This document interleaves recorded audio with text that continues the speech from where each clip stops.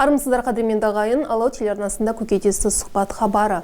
Биылғы жылғы Конституция күніне орай Қостанай өңірінің осы Қостанайға еңбегін сіңірген азаматтары Қостанай қаласының құрметті азаматы деген атаққа ие болды. Солардың қатарында әнші композитор Қалибек Дербисалдин ағамыз да бар. Біз бүгінгі студиямызға осы әнші ағамызды шақырып, шығармашылығымен жалпы жақында ғана өткен Қалибек Дербисалдин атындағы Көктем қыздар республикалық ән байқауы жөнінде кеңірек білу үшін студиямызға Қазақстан композиторлар одағының мүшесі, Қазақстан Республикасының еңбек сіңірген қайраткері, Амангелді ауданының және Қостанай қаласының құрметті азаматы Қалибек Дербисалдыұлын шақырып отырмыз. Сәлеметсіз ба? Ағай, қош келдіңіз. Қостанай қаласының құрметті азаматы деген атағыңыз құтты болсын. Енді осы атаққа қалай жеттіңіз? Енді мен өзі Қостанайда тұрғаныма 22 жыл. Сол 22 жылдың ішінде біраз жұмыс істедім енді. Көп жұмыс істедім. Оған дейін де әрине сіз шығармашылық жан болдыңыз. Оған дейін де Амангелді ауданында болдым ғой енді. Енді көшіп келген 22 жыл, соған 22 жылдың ішінде қаншама қызмет істедім. Қалалық мәдениетінің өнеріне үлкен өзім үлесімді қосып, енді біраз жұмыс істедім. Енді өзімше мақтанғаным емес, енді бір 22 ішінде бір 40 жылдың жұмысын істеп саған сияқты болдым. Көп енді ана еңбек етсең ерінбей, тойда қарның тіленбей деп, еңбек етсең еңбегің жанады екен. Мінекей соны еңбегімді бағалап, Қостанай қаласы әкімінің үкімімен осы Қостанай қаласының құрметті азамат деген атаққа ие болдым. Әрине сіздер марапатқа жұмыс істеген жоқсыздар, белгілі бір атаққа еңбек еткен жоқсыздар. Шығармашылық жатқызбайды. Шағырмашылық шабыттандырады. Шабыттандырады.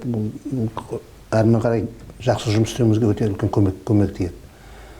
Енді мен келе салысымен 97 жыл осы мына қалалық мәдениет бөлімінде Мирас деген ансамбль бар, сонда қызмет істеп келетін бір жерде ғана. Сосын екінші жұмысы мына Қостанай заң академиясында ансамблім бар. Онда да 22 жыл қызмет осы екі жерде істеп, анда да ансамблім бар, мында да Мирас ансамблі бар. Сол екі ансамбльмен біраз жұмыс істедік. Оның сыртында өзімнің композиторлық шығармашылық жұмысымды жолға қойып, бүкіл облыстарды аралап, сондағы Астана, Алматыда концертімді қойып, сондағы мақсат бұл Қостанай облысының мәдениеті мен өнерін дәріптеу. Жақында ғана Көктем қыздар республикалық ән байқауын өткіздіңіз, өзіңіздің атыңыздағы. Мен бұл байқауды өткізуге мұрындық болған Қостанай облысының әкімі Архимед Мұхамбетов және Қостанай қаласының әкімі Базыл Жақып мырза және Қостанай облыстық мәдениет басқармасының бастығы Ерлан Қалмақовтың ұйымдастыруымен болған шара. Сол кісілер мына менің 65 жылдығыма байланысты және жұмыс істегеніме 45 жылыма байланысты өткізген іс-шара. Сол себептен осы теледидарды пайдалана отырып, сол облыс басшыларына, қала басшыларына және мәдениет басқармасына шын жүректен алғысымды білдіремін. Және өзімді негізгі марапатта мынау енді дәріптеу ақпаратқа байланысты ғой. Сол ақпаратта мынау Қостанай таңы газетінің ұжымына, Наш Қостанай газетіне, Қостанайский новости газетіне, облыстық телерадио компаниясына, тіпті мынау осы Алау компаниясына шын жүректен алғысымды білдіремін. Осы көп көмек жасады менің осы кешім өтуіне. Енді бұл кеш тек қана менің атымдағы болғанмен, біздің Қостанайдағы композиторларды дәріптеу. Соның ішінде қазақтың екі ұлы композиторы, ол қазақтың классик композиторы Бақытжан Байқадам, қазақтың лирик композиторы Әбілақат Еспаев. Сосын өзімнің ұстазым Болат Хамзин және өмірде жан досым Бақытжан Сәукемді кіргізіп, сол төртеуінің өнерін насихаттау өзім арқылы. Сол конкурсанттар осы 5 композитордың әнін айтып конкурсқа шықты. 10 облыстан әншілер келді, 10 әнші. Өзіміздің Қостанайдан 10 әнші, сонда 20 әнші қатысып, өте күшті болды. Айтар конкурс 2 бөлімнен тұрды. Бірінші бөлім мынау ұлттық дәстүр, халықтық оркестрмен айтылатын әндер. Екінші эстрадалық әндер. Основной менің әндерім. Содан кейін Бақытжан Байқадам, Әбілақат Еспаев, Болат Хамзин и Бақытжан Сәукемовтің әндері. Бір әндер. Менікі 2 әндер. Екеуінде. Содан енді жюрилер бәрі Алматыдан келді. Қазақтың өте нөмір бірінші композитор дейді ғой. Баяғы өзіміздің Нұрғиса сияқты, Әсет Шәмші сияқты, Еркеғали Рахматов сияқты ағаларымыздың орнын басып жатқан қазақтың классик композиторы, Қазақстанның еңбек сіңірген қайраткері, Алматы облысының құрметті азаматы, консерваторияның профессоры Бейбіт Дәлденбаев. Екіншісі, жюридің конкурсының председателі, Қазақстанның еңбек сіңірген қайраткері, Астанадағы ұлттық музыка академиясының профессоры Ермұрат Үсен. Содан кейін эстрада жұлдызы Есет Садуақасов. Сосын Қазақстанның еңбек сіңірген артисі, Ақмола облыстық филармониясының әншісі, өзіміздің Қостанай Торғайдың бұлбұл әншісі Ғазиза Жұмекенова. Содан кейін екі әншіні арнайы шақырып отырды, жаңағы облыс басшылары. Ол жаңағы Есет Садуақасов, қазақ эстрада жұлдызы, сосын Ибрагим Сүлейменов, екеуі Қазақстанның жұлдызы, сол кісілерді шақырды. Бұлар енді конкурсқа қатыспайды, арнайы шақырылған әншілер, менің әндерімді дәріптеп жүрген. Содан кейін конкурсты өткеннен кейін гала-концерт болды. Сол гала-концертте жаңағы облыс басшысы өздерінің дайындаған нелерін тапсырды. Гран-приді Жамбыл облыстық филармониясының әншісі Жанат Кадыров деген жігіт, менің Сарадырым деген әнім мен сөзі Хамитбек Мұсабаевтікі алды 300 мың теңге гран-при. Сосын 200 мың теңге бірінші орында мынау Орал қаласының Батыс Қазақстан облыстық филармониясының әншілері Дастан Есентемір деген жігітпен қыз бала енді менің Айнакөл жағасында деген әнімді айтып, екінші орын алды, 200 мың. Содан кейін үшінші орынға, бірінші орын алды жаңалар. Сосын екінші орынға екеу, біреуі Ақтөбенің әншісі алып кетті, өте күшті айтты, Бақшан Байқадамовтың әнін алып кетті.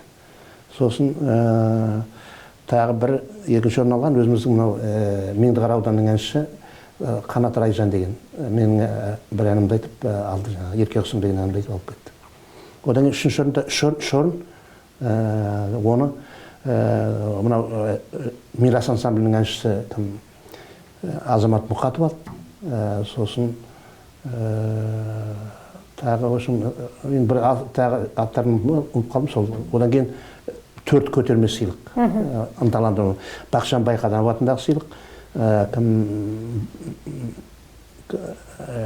Әбілақат Еспаев атындағы сыйлық, Болат Қамзин атындағы сыйлық, 3 сыйлық.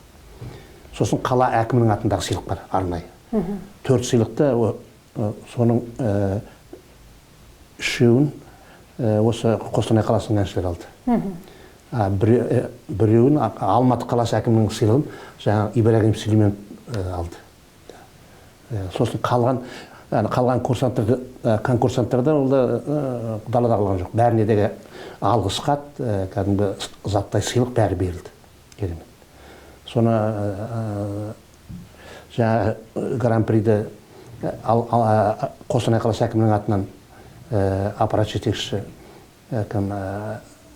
Әбенов Арман тапсырды, мырза. Бірінші орынды жюри Ермұрат Үсен тапсырды. Қалған жаңағы 4 сыйлықты жюри жаңағы Бейбіт Дәлденбаев тапсырды. Содан кейін Амангелді ауданының әкімі сөз сөйлеп, мен Амангелді ауданының жігітім ғой. Құттықтап мені мүшел тойыммен 45 жылымын. Сосын Амангелді ауданында шақырып, сонда өздерінің тойларын менің тойымды өткізді. Сосын өзіміздің академия өткізді, бастығы генерал-майор Мерлан Қызылып деген мырза. Өздері өткізді жаңағы. Сөйтіп, арқалықта өткізді жаңағы. Жалпы бұл жаман болған жоқ, өте сол себептен әлі де айтарым осы. Біз қазіргі кезде енді біздің облыстың мәдениет, өнер саласы өзі қатты дамып келе жатыр ғой, Қостанайдың. Мақтанғанымыз емес енді. Қостанай қаласының өзіміздің мәдениет бөлімі, мынау мәдениет үйі, Мирас мәдениет үйі, Светлана Николаевна бастығымыз сол кісі басқаруымен Мирас ансамблі, Ағдариға хоры осы Қостанай қаласының өркендеуіне өздерінің үлкен үлесін қосып келеді. Оның сыртында филармония, оркестр, қанша орыс оркестрі, қазақ оркестрі, филармонияның тамаша талантты әншілері, соның бәріне ұйытқы отырған мынау мәдениет басқармасының бастығы Ерлан Қалмақ мырзаға шын жүректен алғысымыз шексіз. Бірақ соның айналып келгенде осының бәрі Қостанай облысының әкімі Архимед Мұхамбетовтің үлкен ықпалы деп ойлаймын. Демек, Қостанай өңірі өнерге бай, талантты тұлғаларға бай. Және өнер ешқашанда басқа өңірлерден қалыс қалған емес. Жоқ. Әсіресе былтырғы жылдан бастап, былтырғы жыл өте қатты көп мына мәдени саласында үлкен жаңалықтар болып жатыр. Оны өзіңіз білесіз ғой, мен айтпай-ақ та. Қанша мына Кикінің тойы, мынау Шақрақ Жәнібектің ескерткіші, мынау тәуелсіздік көшеміз, мінекей көрдіңіз бе? Қаншама, оның сыртында мына Бақытжан Байқадамның 100 жылдығын облыстың басшылығымен Амангелді ауданында өтті, 2 күн өткізді Бақытжан Байқадам. Оның сыртында мына мен енді Қазақстан композиторларының мүшесімін ғой.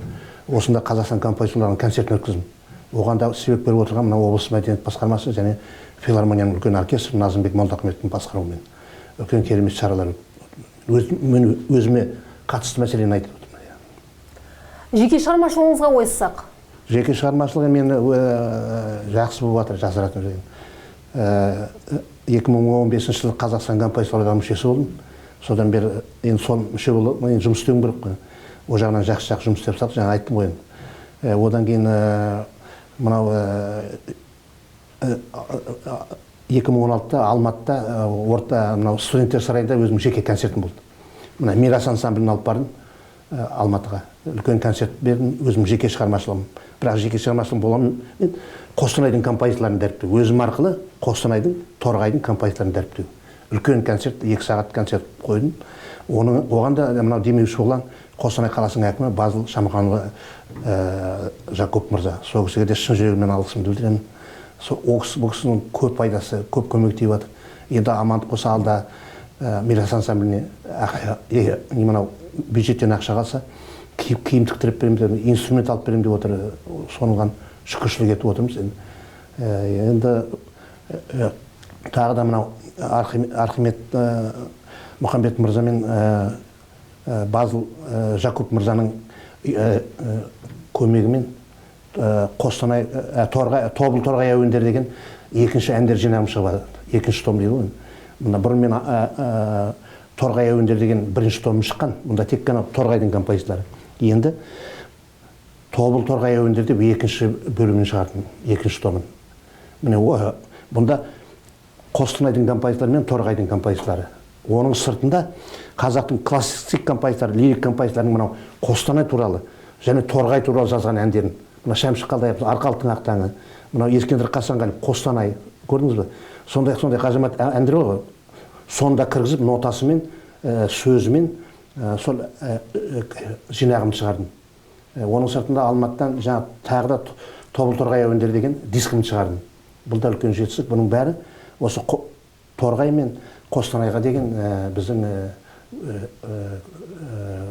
шынайы көмегіміз, мынау шығармашылық жұмысымыз деп ойлаймын. Соның бәріне арқау болып отырған осы облыс әкімдігі мен қала әкімдігі және облыстық мәдениет басқармасы.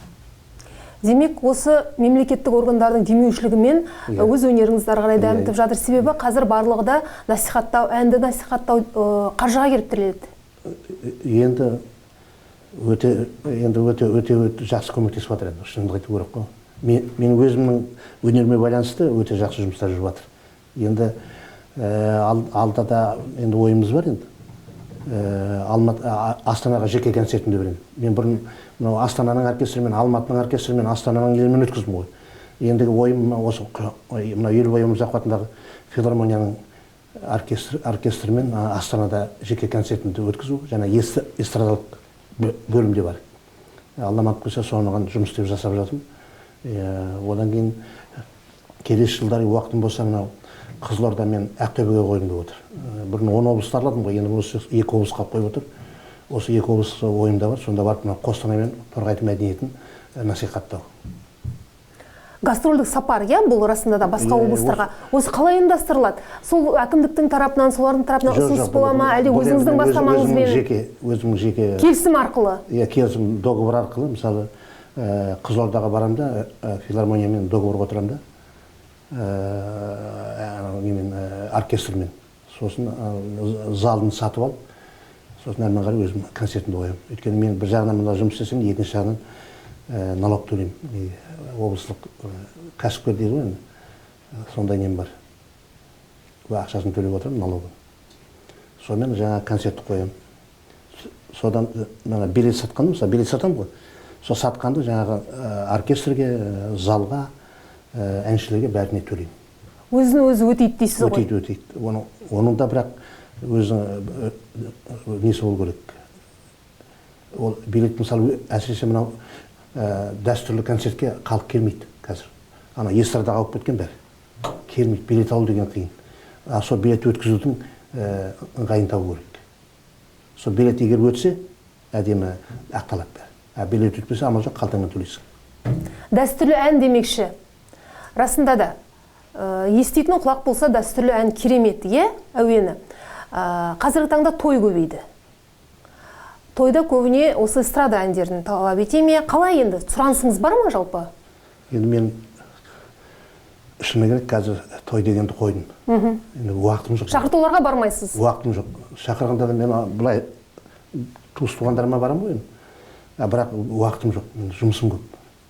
Мынау осы Қостанай мәдениет жұмыс деймін ғой, қалалық мәдениет жұмыс көп менде. То Астана, то анда, то мында, то кітап шығару керек, то анау, соның бәрі ол мен уақытым алады, мен уақытым аз енді, жасыратын жоқ. Ал енді дәстүрлі әнші жөніне келсек, қазір мақтанғанымыз емес, қазір бірте-бірте көтеріп келатыр. Дәстүрлі ән, дәстүрлі күй, дәстүрлі ансамбль, дәстүрлі оркестр қазір деген өте керемет дамып келатыр. Бірақ соны көрсету аз. Мынау телевидениеде көрсету. Насихат аз. Насихат аз. Әйтпесе қазір уже міне бәрі шарыққа небір дүлдүлдер қазір қаптап тұр. Қаншама әншілер шығып жатыр, жас әншілер. Қаншама жас күйшілер шығып жатыр, жас қобызшылар, жас дирижерлар, жас ансамбльдер. Соларды насихаттау аз телевидениеде. Мысалы, Қазақстан болсын, мейлі анау хабар болсын. Дегенменде мен қазақпын деген мега жоба қазір жүріп жатыр ғой. Жыл сайын оның өзі де мысалы сол бір-ақ жоба ғой, мысалы қалған жоқ қой қайтын. Мысалы күйден неге жеке жасамайды, әннен неге бір жеке не жасамайды, қобыздан неге бір жеке программа не жасамайды. Көрдің, көп болса жатақ сағат алады. Қайдағы жоқ бір секірме мекірмелерді қойып қояды да, сонымен қазір елдің бәрі оны уже жалықты, жасыратын жоқ. Халықтың өзі құлағы уже бітті. Енді халық кішкене мынау дәстүрлі неге ауып барады. Жақсы қабылдап жатыр. Еще жаңа тамаша өнерпаздар дайындап шығарып жатыр. Құрманғазы консерватория мен Астанадағы музыка академиясы. Сол себептен мұнда ең басты насихат жоқ. Газеттерде бар, мысалы, газеттер керемет жазады. Телевидениеде жоқ. Жарайды, жаңағы Қазақстан туралы кеше бердім, мысалы. Әдемі, нормально. Ол тек қана оның бәрін анау бәрін біріктіріп ұйымдастырып, жеке-жеке ұйымдастыру. Домбыра туралы бөлек жоба, қобыз туралы бөлек жоба, әншілер туралы бөлек жоба, солай жасау керек. Ол не ол, бәрін біріктіріп айдап шығу. Сіз өзіңіз мен қазақпын мега жобасын көресіз бе? Көрдім, мен көріп жатырмын. Біздің облыстың атынан Талғат Молдағалиев әншіміз шықты, е? Иә. Оған енді әркімнің пікірі әртүрлі. Мен мысалы Мырзатай Жолдасбектің сөзіне қарсымын. Бұл жігіт өте әдемі айтты. Өте тамаша айтты. Жарайды, енді сөзі түсініксіздеу болған шығар енді. Бірақ тура көзіне айтып, оны анада керемет айтқан жігітті мысын басу деген ол ана кісіге жараспайтын нәрсе. Ол Мырзатай Жолдасбекпен үлкен академик адам. Ол жарайды бір домбырды шертпеудің бір жағын біле шығар. Бірақ өте анаған қарсы таяз пікір айту ол дұрыс емес. Ағайға ол жараспайтын қылық академикке. Әйтпесе біздің Талғат өте тамаша айтты. Сіз бұрын осындай байқауларға қатыстыңыз ба? Мен талай байқауға қатысып, мен лауреат болдым ғой, жас кезімде. Баяғыда Кенен Әзірбаевтың 100 жылдығында мен Қылқобызда бірінші орын алғам. Осы Әсия Беркенова бірінші орын алды айтыстан. Қонысбай Әбілбек екінші орын алды. Мен Қылқобыздан бірінші орын алдым сол кезде. Оның сыртында мен халықаралық конкурстың лауреатымын 2 рет. Мен композиторлық салада. Мына Башкирияда менің Қостанай туралы, міне келесі жылы 140 жыл ғой. Сонда менің Қостанай туралы ән деген әнім, осы Қостанайда мен бірінші орын алдым, бас гран-приді алдым. Қостанайда келесі жылы маған 20 жыл өтсе, қазір Қостанай туралы ән деген әнім бар ғой. Қостанай, Қостанай, Қостанай деген әнім міне 20 жыл. Мен шығарғанда 99 жыл бірінші орын алдым. Ол кезде мәдениет басқармасының бастығы кім? Рима Ғабдуллина. Мен сонда бірінші орын алдым.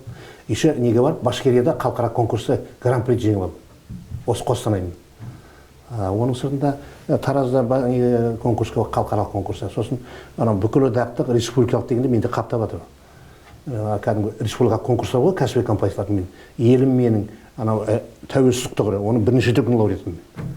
О жағын соның бәрі Қостанай облысы мен Қостанай қаласының намысын қорғау.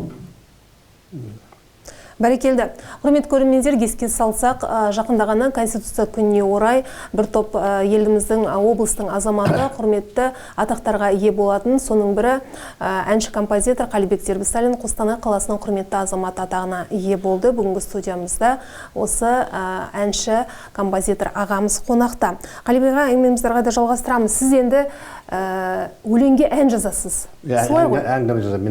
Мен ақын емес. Иә, ақын емессіз. Ал енді сол өлеңді қайдан аласыз? Қалай таңдайсыз? Өлеңді мен енді азғантай енді білімім бар ғой енді. Нота білемін. Сосын музыкалық қабілетім жақсы. Сосын көп ұстазым мені жақсы тәрбиеледі. Аманбай Мүкішев деген Қазақстан халық артисінің озық қызметкері мектепте 10 жыл бойы мені тәрбиеледі. Сол кісі менен үміт күтті енді, шыны керек. Сол кісінің еңбегін ақтап, сол музыканың училищені қыз диплом бітірдім де, консерваторияға түсіп, содан әрмен қарай алып кеттім. Музыкалық былай дейді, слух қабілетімнің арқасында әрі ұстаздарым, классикалық ұстаздарым, Әсет Бейсеуов, Нұрғайып Сәтлендиев жақсы араластым екеуімен де. Сосын Еркеғали Рахматиев Батасымбет кезінде. Енді мен Шәмшіні көрген жоқпын, жасатын жоқ. Ана екі кісінің үлкен шапағатын көрдім. Рахматиев маған Батасымбет, Еркеғали Рахматиев. Қазақстан композиторлар одағының бастығы болған кезінде, СССР халық артисі, СССР мемлекеттік сыйлықтың лауреаты. Сол кісілердің көмегімен, ұстаздық несімен осы ән саласына түсімде, сол бірыңғай ән жанрында кеттім. Әйтпесе мен әрі қобызшымын, әрі домбырашымын. Домбыра қосам, домбырада қуатын ем. Қобыз тартсам, қобыздан да қуатын ем. Екеуін де тастап, тек қана композициялық салаға кеттім. Соны сол саланы жақсы қолымнан келгенше меңгеріп, халқыма қолымнан келгенше жақсы ән жазып, сол көрермендерімнің шапағатын көрудемін қазір. Иә, демек өлеңге тақырыпты, әнге тақырыпты іздейсіз? Іздеймін, конечно. Енді ақында жақсы ақын болса, мен бірақ негізі мынау ақын жағынан өзі бақытты азамат. Қазақтың ұлы ақындары, өзіміздің ардақты анамыз, апамыз Мәриям Қақыпжанова ән жаздым сөзіне. Қазақстан мемлекеттік сыйлықтың лауреаты Қазақстан халық ақыны Ғафу Қайырбековтың сөзіне ән жаздым. Ол әндерімді популярный. Оның бер жағында мынау өзіміздің жерлестеріміз Серік Тұрғынбек, Серікбай Оспанов, Ақылбек Шаяхметов, Жолбарыс Байезитов, Нағашыбай Мұқатов, мынау Әсия Беркенова, Бүркіт Бекетов, Хамитбек Мұсабаев толып жатыр енді өзіміздің жерлес. Соның бәріне ән жаздым. Өзіміздің мықты ақындарымыз ғой, Қостанайдағы, Торғайдағы. Өте жақсы жазатын жігіттер. Негізі таңдап аламын ішінен. Болмаса өзім шығарамда ақындарға заказ беремін. Болмаса сөзге қарап атып шығарамын. Екі жақта бірдей. Ән қалай туады? Ән бірде қазірде шығарамын. Бірде бір жылдан кейін шығарамын. Бір жарты жылда шығарамын. Қарап жүрем ғой. Сөзді ойлаймын да, ойымды ойлап, сөзбен нетіп. Жақсы әндер сразу туып кетеді. Мен жақында өзіміне айтайын, 3 ән жаздым. Міне, 3 ән мұны Астана күніне жаздым. Астана бас қала деген. Сол бір осындағы үлкен ақын ағамыз Таран Әбенов деген кісі. Сол кісі мен газетте оқып қалсам, Қостанайдан керемет өлең жазып, Астана басқа деп қарасам, прям ән сұрап тұр. Сходу ән жаздым да нотаға түсіріп, он әнімді өткенде Астана күнінде айтты, оркестрмен, филармонияның оркестрмен 4 әнші айтты. Одан кейін мынау Астанадан бір заказ келді. Мынау өз мемлекет қоғам қайраткері және Қостанай торғайдан шыққан тұңғыш спикер, мәжіліс спикер Орал Мұхамбетжанов туралы. Сол кісі туралы кітап шығарайын деп жатыр екен. Сосын мен айттым, анау Бақытжан Сәукенов бұрын жазды ғой әнді деп сөйледім. Жоқ, енді таңда жаңған керек, сізден өтінеміз деп. Жарайды. Серікбай ағамыз звондап, Оспанов Серікбай аға, бір жасы бір ауызбен қайырмасын. Мына Орал маған жасаған еңбегі көп еді. Әрине. Ағам, мен шығарам дедім. Әнді жазып сөз деген келіп, ақынға байланысты ғой бәрі.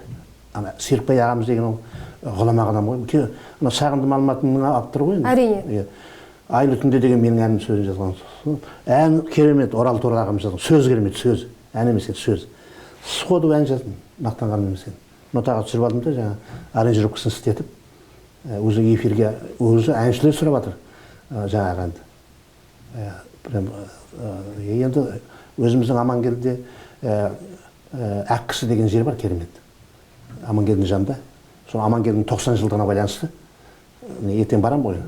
Сол Ақкісі менің ауылым деген ән жаздым. Сөзін жазған Серік Тұрғынбеков. Бұл да менің еліме деген тартуым тойына 90 жылдықтағы. Осындай 3 ән жаздым, міне где-то бір 2 айдың көлемінде. Ол да үлкен енді жетістік. Үлкен жетістік. Шығармашылығыңыз шыңдала берсін. Әлі де көрермендеріңізді, тыңдармандарыңызды тамаша әндермен қуанта беріңіз. Ешқашанда бойыңыздағы талант сарқылмасын дейміз. Және расында да сіздер атақ үшін емес, мансап үшін емес, халық үшін, халықтың ілтипатына бөлену үшін еңбек етесіздер. Сол еңбегіңіз жансын дейміз. Ал құрметті көрермендер, бүгінгі студия қонағы болған Қазақстан композиторлар одағының мүшесі, Қазақстан Республикасының еңбек сіңірген қайраткері Амангелді және Амангелді ауданының Қостанай қаласының құрметті азаматы Қалибек Тербісалдин бізде қонақта болған еді. Мен сіздермен қоштасамын, аман сау болыңыздар.